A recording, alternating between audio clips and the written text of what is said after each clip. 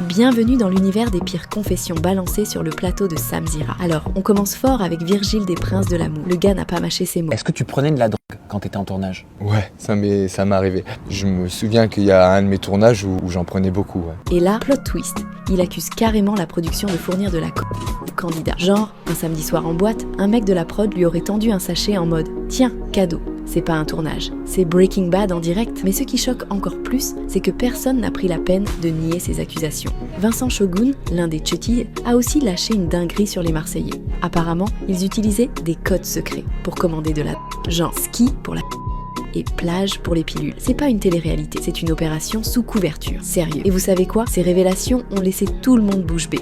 Mais les fans, eux, en redemandent. Maintenant, parlons de Natania, la reine des dramas. Après son passage chez Samzira, Sarah Frézou, Cassandra et Julie l'ont littéralement lynchée sur les réseaux. Julie l'a traitée de mythomane et de grosse folle sur Snapchat.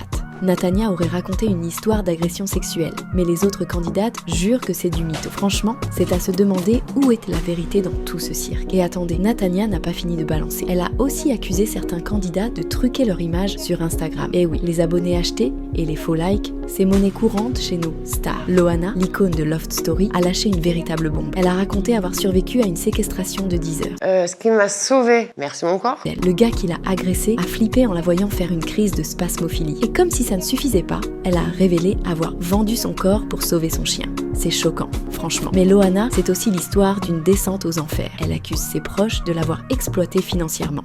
Je faisais confiance, et il me volait sous mon nez. C'est triste, mais malheureusement, pas si surprenant dans ce milieu. Sarah Frézou, quant à elle, c'est la championne des clashs. Elle a traité Natania de toxique et de manipulatrice, mais elle ne s'arrête pas là.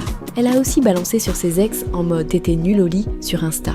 Franchement, cette meuf n'a aucune limite, mais c'est ça qui fait tout son charme. Et puis, côté business, elle gère. Elle s'est lancée dans les produits minceurs et ça cartonne. Vincent Shogun, lui, est revenu avec une autre anecdote. Il a révélé que certains candidats se avant les tournages pour mieux tenir le rythme. C'est-à-dire qu'entre deux prises, il faisait des pauses ski. Sérieux, c'est hallucinant de voir à quel point ces émissions cachent des trucs. Et bien sûr, on n'oublie pas les fails du Festival de Cannes. Entre robes transparentes, seins qui pointent et talons cassés, c'est toujours un moment mémorable. Les stars internationales, qui ne comprennent rien au français, ajoutent aussi leur lot de gêne.